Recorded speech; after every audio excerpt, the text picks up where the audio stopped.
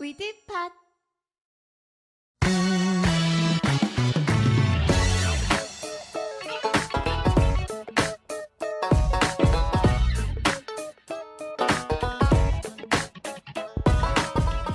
김광진 정주식의 시사정비서.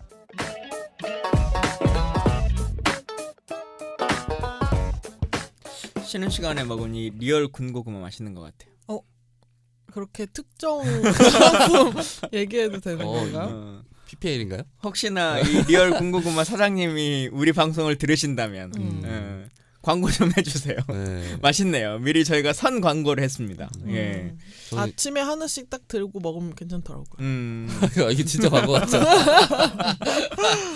아니 네. 그 광고 같으니까 얘기가 아니라 아까 정 기자님 오시기 전에 우리가 뭔 얘기했냐면 컨텐츠 회사 같은 거 하나 만들면 어떤 그 아이템을 해보고 싶냐라고 하는 얘기가 나왔어요.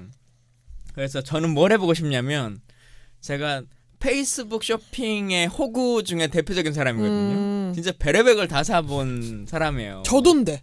그래요? 응. 뭐뭐 사봤어요? 저 사바나 링 아세요? 사바나 링, 네. 발가락 끼우는 거. 그거 하면 체형 교정 된다고 하는 거. 그것도 그것도 난 이제 눈썹 그거 그리는 거, 뭐 응. 무슨 본드, 그 다음에 코팩. 뭐 이렇게 발에 아니 코팩 중에 되게 막 이렇게 꺼먹게 해가지고 맞아요. 나 그거 있어. 그것도 샀고. 그것을 했어요. 뭐야? 아니 그걸 했는데 응. 그제 우리 애가 돌된 애가 갑자기 뭘 씹어 먹고 있는 거야.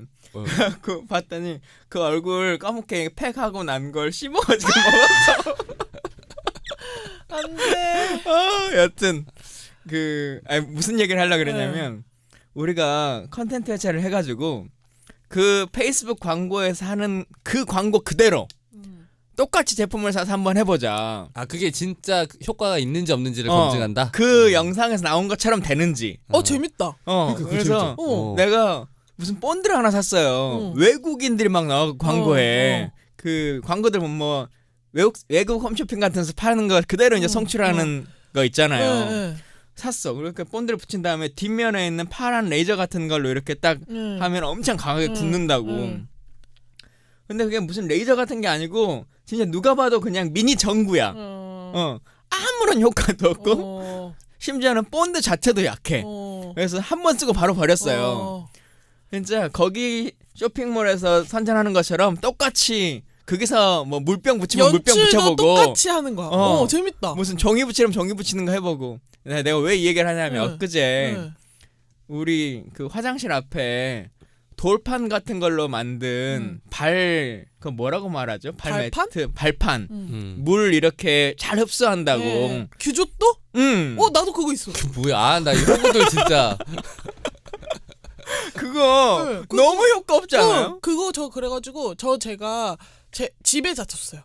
우리 집에 주고 저는 그냥 이땡아에서 이케아 그냥 얘기하면 돼. 이케아에서 뭐 얼마나 공정 방송이라고. 3,000원 주고 산 게 더 잘 돼. 더 잘 돼. 진짜 어이없다. 그래서 진짜 나 너무 황당한 거예요. 아무리 그래도 더 웃긴 거 알아요? 엊그제 기사 났는데 내가 이건 인스타였어. 인스타에 무슨 구두가 엄청 이쁜 게 올라왔어요. 남자 구두 3만 얼마인가 3만 얼마인가 하는 거예요. 근데 이쁘더라고. 근데 살까 말까 하다가 사실은 결제하기 버튼을 눌렀어. 근데 무슨 결제 에러가 나가지고 최종 결제를 못했거든요. 네. 좀 아쉬웠는데 그냥 뭐 그러려니 했어. 그 다음날 신문 기사에 뭐가 났냐면 그 회사가 가짜 회사인 거야. 그 결제금만 결제를 받고 물건을 안 보내주는. 중고나라 같은. 사기는 회사. 뭐 그런 회사가 있었더라고. 이제 그 회사가 그 회사인지는 모르겠지만 그래서 진짜 내가 유튜브 컨텐츠 회사를 차려가지고 이거 똑같이 한번 내가 해버리라.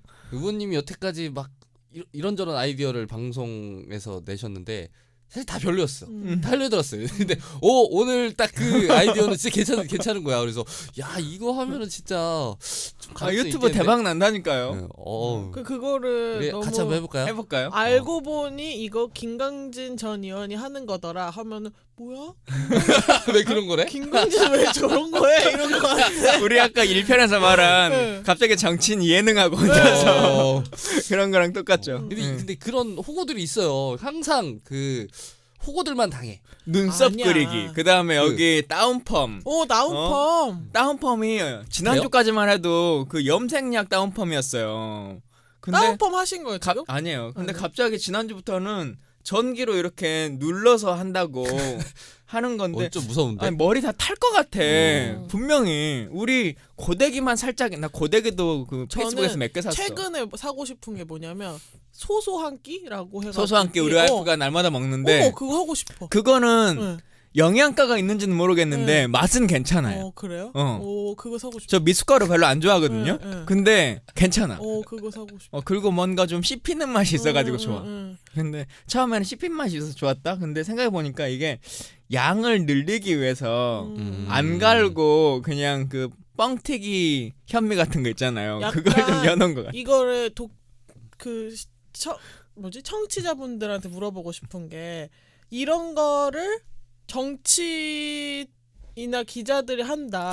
그러면 어떻게 생각이 될까? 이거는 누가 하느냐의 문제가 아니라 어. 잘하느냐 못하느냐의 문제인 것 같아. 아니 우리가 잘해야 돼 그걸. 그 뭐야 광말레 할머니인가 박말레 할머니인가 그분 네네네네. 계시잖아요. 네. 보셨어요? 아니. 응, 어. 알아. 사실 진짜 아무 컨텐츠도 없어. 근데 재밌잖아요 캐릭터가. 그냥 막 나와서 마음대로 말하는 그거잖아요. 근데 진짜 우리 국회 토론회 함께하는 밀에서 녹화해가지고 올리면 조회수 막 10, 20 이거밖에 안 나오거든. 너무 좀 화가 나는 것 같아. 그럴 때. 근데 이거 진짜 재밌다. 한번 해볼까요? 좋아. 직설에서 해봐요. 그걸 왜 지수에서? 아니 직설이잖아 사실 이게 진짜잖아 직설. 아니 함께하는 미래가 할 거예요.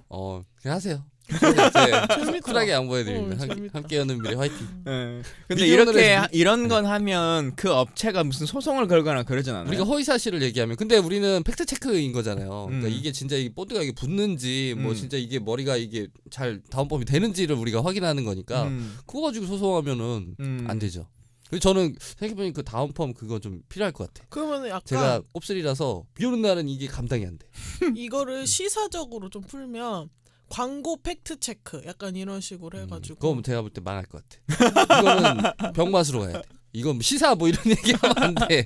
그냥 막 망가지고 막 해야 돼. 잘 되면은 잘 될 수도 있잖아요. 그렇죠. 잘 되면 이제 우리가 이거 진짜 괜찮은 상품. 괜찮은 상품이다. 어. 여러분 이거 사세요. 제가 김광진이 보증합니다. 이렇게 되는 거지. 아이, 그건 아닌가? 예. 김강진이 보증한다고. 너무 약장수 느낌인가? 그렇네요. 아니 농산물 팔자고 하는 분들은 많이 왔어요. 그러니까 그런 방송을 만들어 보자고.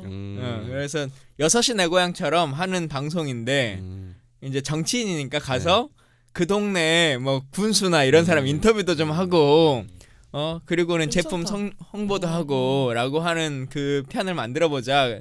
독립해서 회사를 차리자라고 하는 분들이 계셨는데 결국은 못 하고요. 시사성교사를 하고. 유유.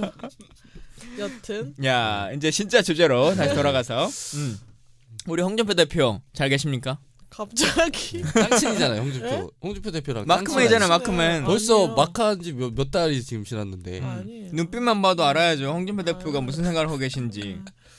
저 같은 쩌리 기자는 이제 그냥 이럴 때는 나와서 난 눈빛만 봐도 안다 이렇게 얘기해줘야 돼. 몰라도 아는 척 해줘야지 방송을 듣지. 우리 준표 오빠 전화 한번 해볼까? 얘기해야지. 지금 빨리 전화 연결 한번 해보세요. 진짜 웃긴다. 응? 네, 저는 쩌리 기자로 직접 전화해요? 못해요. 홍준표 안 대표한테? 하죠. 안 안 받죠. 안 받아요. 음. 그래서 이제 할 때는 근데 이게 되게 웃긴 게 보통 비서실장한테 전화를 하잖아요. 이렇게 원내대표나 당대표들한테 할 때. 그런데 우리 당 지금 사람들한테는 다 하는데 기자들이.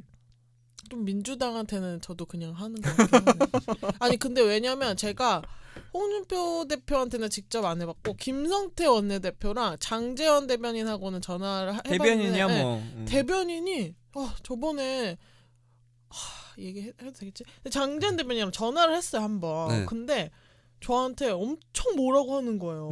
막 녹음분 빨리 올려요. 녹음분. 질문을 똑바로 하세요. 질문 같은 걸 질문해야지 이런 걸 질문해갖고 전화를 하고 있어. 막 약간 이렇게 얘기하는 거예요. 그래서 뭐야? 나 진짜 너무 무서운 거예요. 그래서 이렇게 말하는 대변인 처음 봤어요. 그래서 진짜 전화하기가 너무 싫은 거예요. 그래서 그때 한 번 하고 한 두세 번 했나? 했을 때도 계속 뭐 말을 안 해줘요 저희한테는. 그러니까 그냥 안 미디어 해버려요. 오늘이라는 매체 때문에.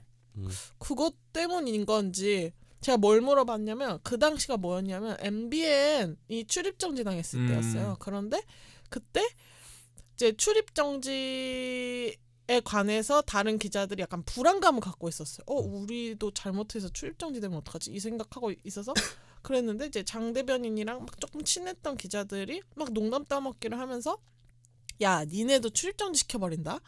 이런 농담을 했다는 제보가 이제 막 저한테 들어온 거예요. 이거를 얘가 지금 두세 번 말을 하고 다닙니다. 제가 들었습니다. 아침에 이거를 미디어 오늘이 꼭 좀 취재를 해주세요. 진짠지 이렇게 했는데 저는 그 자리에 없었거든요. 그래서 전화를 걸어가지고 아니 장 대변인께서 이렇게 언론사한테 출입정지 시켜버린다 이렇게 얘기하고 다니신다는데 그게 사실입니까? 이렇게 물어보니까 나 참 무슨 말 같은 소리를 하지 마. 이렇게 하는 거예요. 아니에요. 어디 누가 그래요? 그러면서 누가 그래요? 누가? 계속 이러는 거예요. 거기서 누가 뭐 어디 기자가 그랬습니다. 이렇게 할 수도 없잖아요. 그래서 너무 막 몰아쳐가지고 내가 그렇게 잘못된 질문을 한 건가? 뭐 이렇게 생각이 들면 약간 쫄아서. 근데 그 다음에도 한 두세 번 하긴 했어요 전화. 그 다음 때는 그렇게 예민한 질문이 아니어서 그런지 좀 대답해줬었고.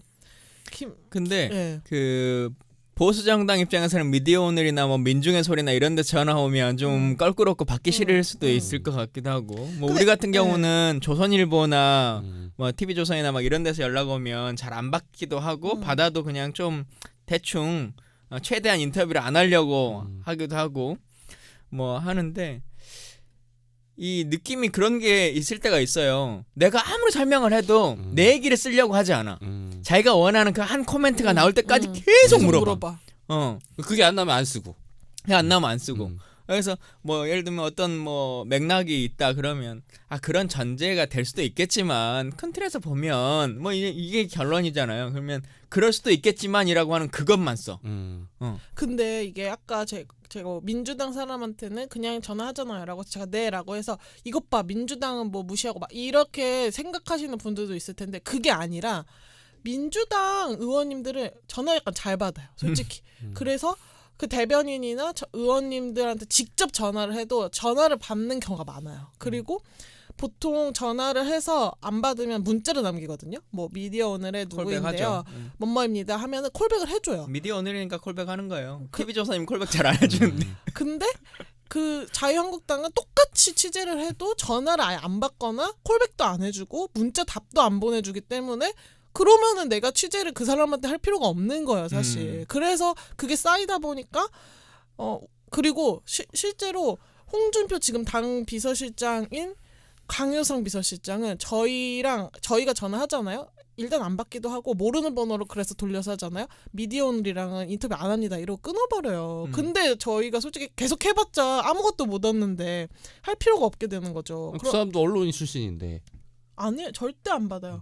근데 저도 의원 시절 동안에는 TV조선과 인터뷰 안 합니다. 그건 바로 끊었거든요. 그러니까 안 하잖아요. 그러면 그래서 안 하고 민주당 쪽은 전화를 받고 코멘트를 해주니까 하는 거지. 뭐 한국당은 너네가 어려워해가지고 전화를 안 하고 민주당은 만만하게 웃음냐. 봐서 전화를 하고 이게 아니에요 진짜. 그리고 많은 분들이 드라마로만 이제 많이 보니까 정치인들이 꼭 비서가 이렇게 전화 받아서 대충 이렇게 깎아서 넘겨주고 막 이런 것만 많이 보는데 대부분은 다 직접 통화해요. 네, 처음에는 의원한테 먼저 하죠. 그러니까 의원들이 무슨 자기 핸드폰도 안 갖고 다니고 비서가 받아서 꼭 연결해 주는 것처럼만 이렇게 느끼시는 게 많은데 진짜 거의 90% 가까이는 다 자기 전화는 자기가 그냥 받고 연락하고 SNS도 직접 하는 사람이 훨씬 더 많고요. 근데 대신 폰을 2개를 쓰는 경우들이 있죠. 그래서 이제 대외적으로 알려진 번호 같은 경우는 비서 번호를 거를 그냥 알려서 이제 쓰는 경우. 근데 그게 대포폰이 아니라 그 차명폰 이 문제가 있으니까 그게 본인 명의 폰이에요. 본인 명의의 폰인데 이제 비서들이 가지고 다니는 폰이 있고 자기 전화가 있고 한 건데 여튼 막 너무 영화가 정치인들은 이상한 사람으로만 그려져. 근데 그럴 경우는 있어요. 의원들이 딱 그 현안 터지면 전화가 너무 많이 오잖아요.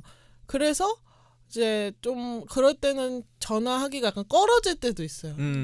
그 전화가 많이 오는 날은 진짜 그냥 계속 오죠. 그죠?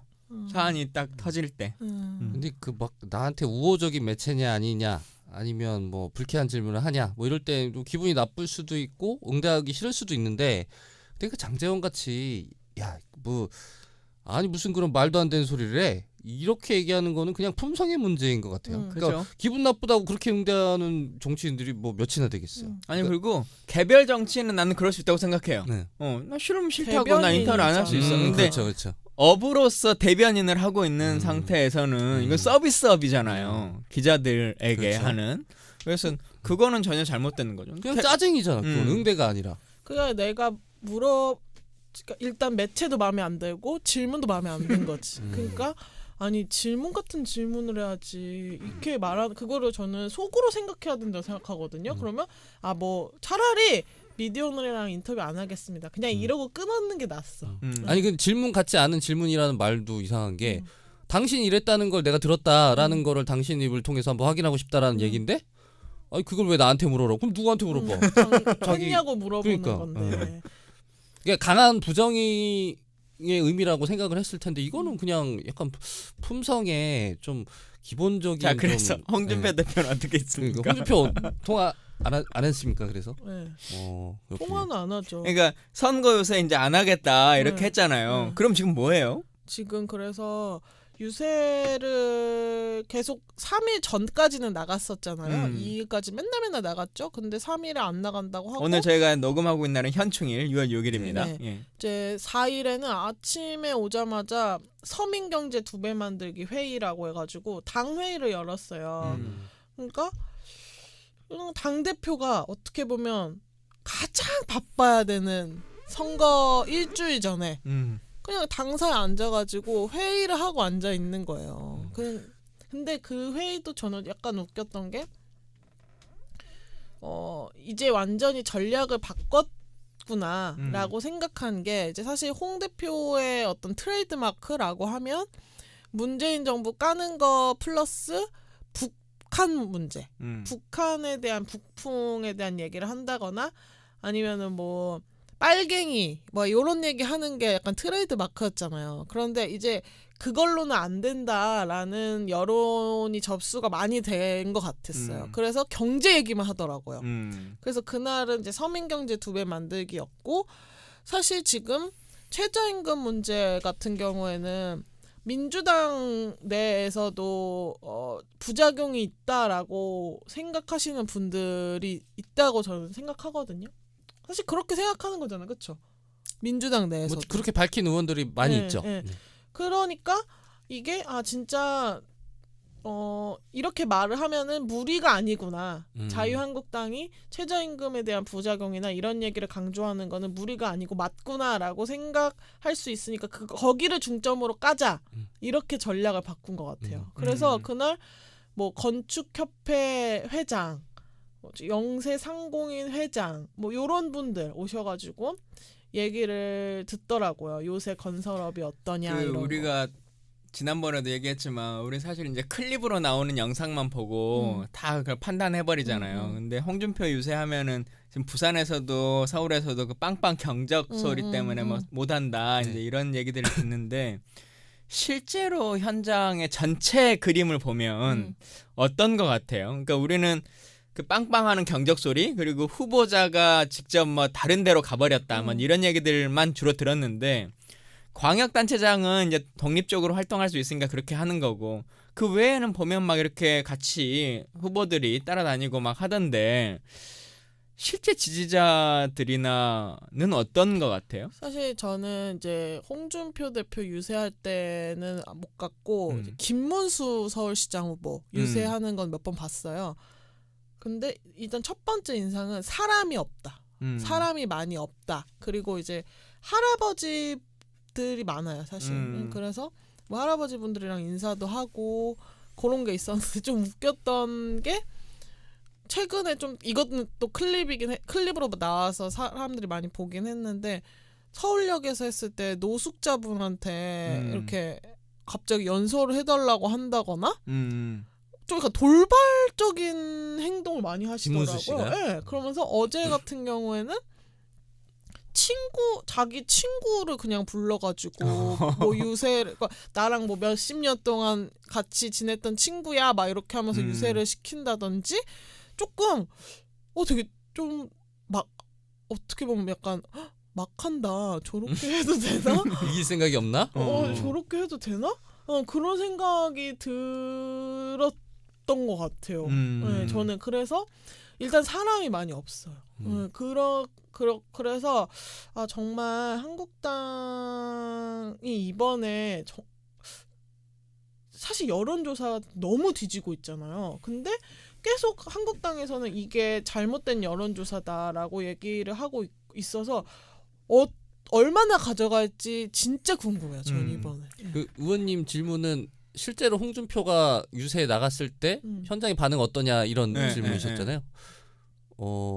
그거는 못 보셨. 저는 못 봤어요. 근데 실제로 되게 후보들이 막 피한다고 하잖아요. 그러니까 예를 그 포인트를 민주당 후보들이 너무 잘 알아서 무슨 TV 토론 할 때마다 민주당 후보들이 자유한국당 후보한테 홍준표에 대한 질문을 계속해요. 그러면 그거를 맞아. 엄청 당황해하거든요. 그 최근에는 그 남경필 경기지사 토론회에서 정의당의 이홍우 후보가 남경필한테 이런 질문했어요. 홍준표랑 같은 차 타고 유세할 수 있냐? 굉장히 모욕적인 질문인 거잖아요. 예를 들면 저 김경수 후보도 상대 김태호 후보한테 아니 홍준표 같은 사람한테 당 맡길 수 있어? 당신이 차라리 당대표 하는 게 맞지 않아? 뭐 이렇게 질문을 하기도 하고 곳곳에서 다 그런 홍준표를 타깃으로 그 상대 후보를 공격하지 않고 그러니까 그 민주당에서도 이제 본능적으로 아는 거예요. 아 이거 홍준표만 잘 이슈화 시키면 잘 이용하면 우리 선거 쉽게 이기겠구나. 반대로 자유한국당 후보들은 어떻게든 나와 홍준표를 분리하고자 하는 김태호 그 욕심인 후보라고 거죠. 하지 않고 홍준표 당 사람 이제 이렇게 그렇죠. 만들려고 그렇게 하는 거죠. 이제 규정하려고 네. 하는 노력인 거죠. 그래서 이제 그 홍준표 입장에서는 이건 사실 굉장히 초유의 일이거든요. 아니 선거판에서 보통은 막 전국의 각지의 후보들이 다 자기 당 대표 아니면 그 네임드급 정치인들 어떻게든 우리 지역에 한번 모셔다가 손 한번 잡고 막 사진 찍고 이런 거를 원하잖아요. 근데 제발 안 왔으면 좋겠다라는 여론이 당내에서 생긴다는 거는 우리나라 선거 역사상 이런 일이 있었나 싶기도 하고 이거는 홍준표의 리더십에 아주 이거는 자력으로 좀 복구하기 힘들 정도의 타격이라고 생각해요. 저도 좀 초반에 말했지만은 그 가장 바빠야 되는 시기에 그냥 당사에 와서 앉아 있다. 그리고 바쁘지 않다라는 게 저는 되게 모욕적일 것 같아요. 스스로도. 그러니까 제가 이제 해고된 분들이 제일 힘든 부분 같은 거 얘기할 때 이런 얘기를 하잖아요. 홍준표 해고당한 건가요? 아니 근데 일이 없는 거지. 내가 네. 해야 될 일을 못 하고 있는 거잖아요. 근데 그냥 사실 그런 거잖아. 주변에서 그러니까 회사에서 내가 출근할 대표인데 데가 없는 거. 출근을 여길로 해야 되는데 다른 사람들 거기 가서 막 바빠 죽겠어. 잠도 못 자고 막 일하고 있는데 자기는 저쪽 창고 가 있어.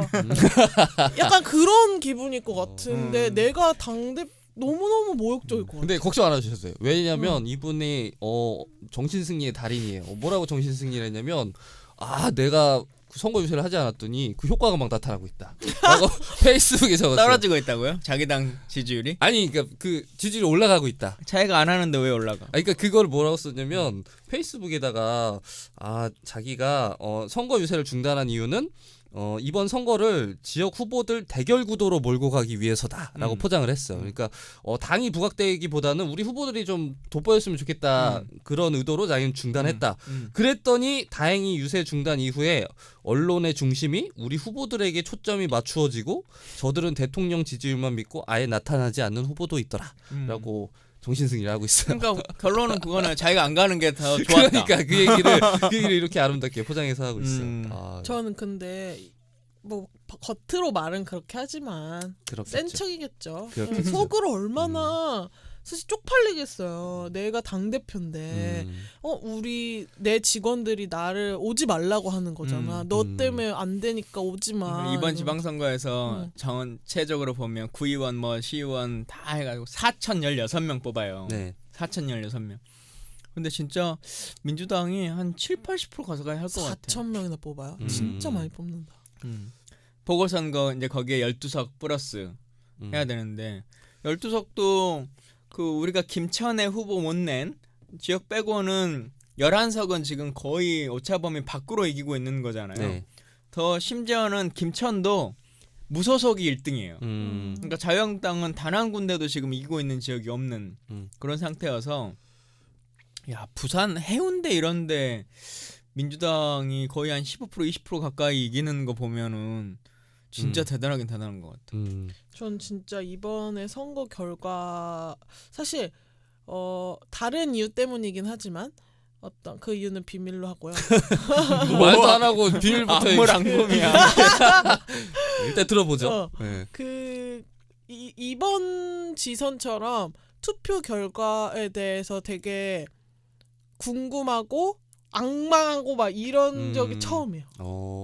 민주당의 열혈 지지자신가요? 아니 그게 비밀이라고 했잖아. 어떤 이유는 비밀이에요. 근데 제가 엄청 아버지가 출마하신 거 아니에요? 아니 엄청 원하는 결과가 있거든요. 그래서 진짜 이게 홍준표 물러나게 너무너무 나왔으면 좋겠다. 제발 나왔으면 좋겠다는 게 하나 있고 되게 궁금해요. 진짜 우리 사실 한국당 출입으로서 궁금한 거는 두 가지 전망이 나오더라고요. 이게 한국당이 진짜 폭망할 것이다. 네.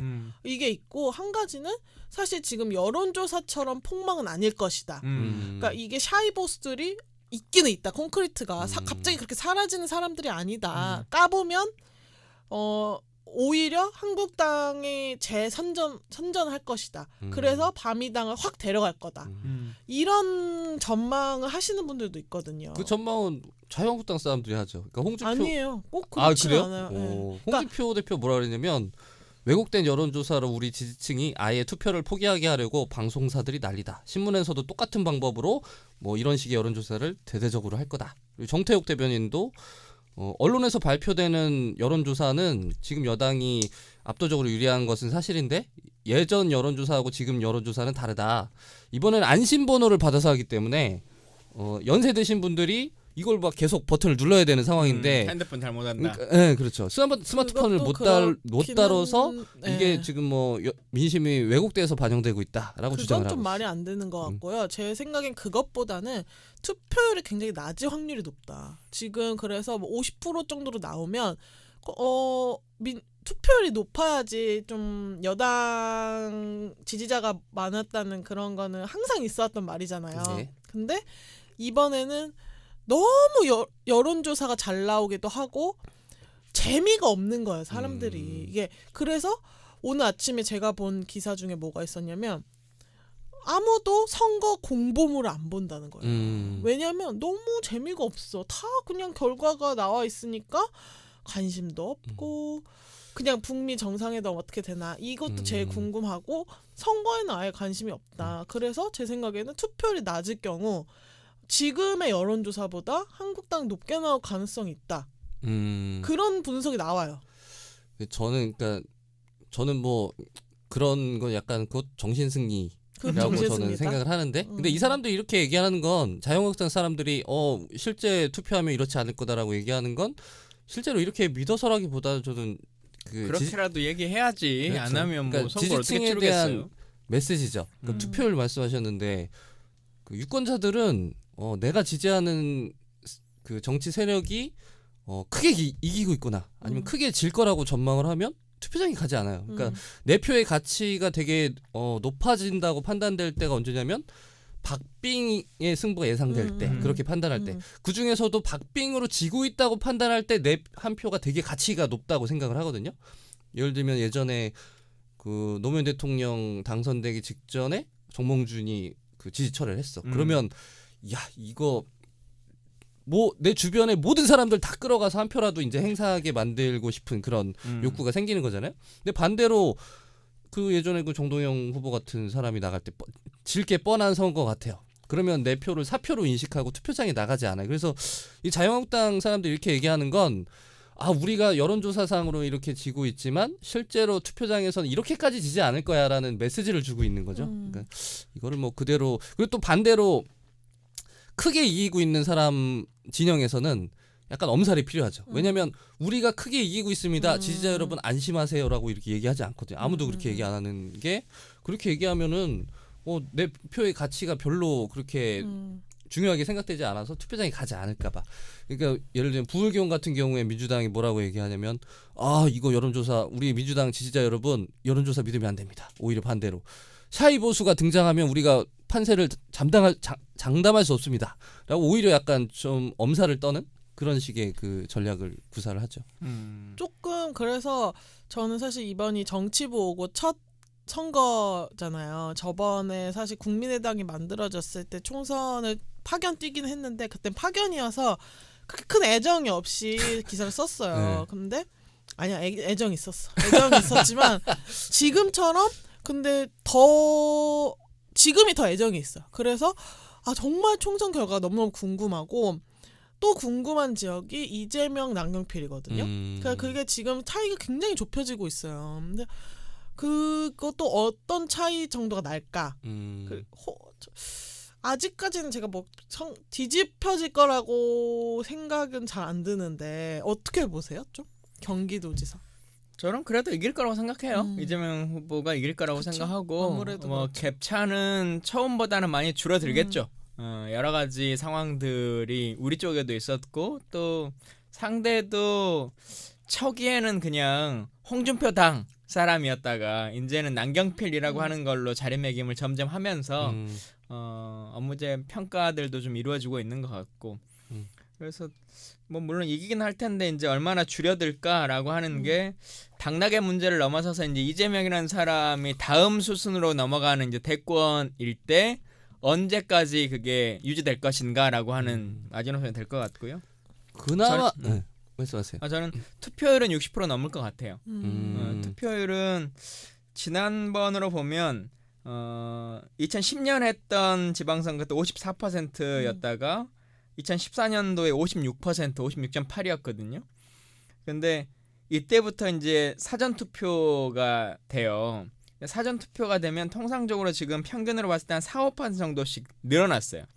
그래서 국회의원 선거도 19대 선거 때 54%였는데 20대 선거 때 58%가 되고, 대통령 선거도 사전 투표 없을 때는 75%였다가 19대 때는 77% 뭐 이렇게 조금씩 올라가는데, 저는 이때에 비해서 사전 투표라고 하는 제도 자체에 대한 인식률이 훨씬 더 높아져가지고 이제는 훨씬 더 쉽게 할 수 있구나, 사전 신청하지 않는구나라고 하는 것에 대한 제도적 안착률은 높아졌다고 생각해요. 그래서 할 것 같고, 또 사전 투표가 잘 안 됐던 것 중에 하나가 우리 지지자들이 박근혜 정부 때의 저 투표함이 유지될 것인가라고 하는 그 불안감 때문에 사전 투표를 정상적으로 하지 못했거든요. 그리고는 투표 날을 기다려서 하니까 이제 그날 못하게 되는 일들이 막 생기했었는데, 지금은 선거에 대한 불안감이 우리 쪽 지지자들에게 현저하게 이제 줄어든 상태이고, 사전 투표 제도를 잘 써먹자, 그리고 이제 주말에 끼어 있는 사전 투표이고 해서 저는 60%는 넘어갈 것 같아요. 저는 역대 최저 투표율이 나오지 저도 않을까. 투표율이 낮을 것 같아요. 왜냐면 뭐 이런저런 그 유인에도 불구하고 너무 좀 이렇게까지 어차피 짜여진 그렇죠, 원사이드하게 그 여론조사가 나왔던 선거가 또 있었을까 싶을 정도로, 뭐 이거는 그 열세인 뭐 진영이나 아니면 우세인 진영이나 이거 투표 하고 싶은 동기가 그렇게 강하지 않을 것 같아요. 음. 내가 한 표 행사에서 뒤집거나 아니면 뭐 그럴 수 있는 그 환경이 아니라고 좀 판단들을 하실 것 같아서. 오히려 되게 투표하고 싶은 동기는 좀 군소 후보들? 굉장히 특성 있는 군소 후보들이 많이 나왔어요. 그래서 무슨 얘기 하실지 알 것 같아요. 3부에서 이어집니다.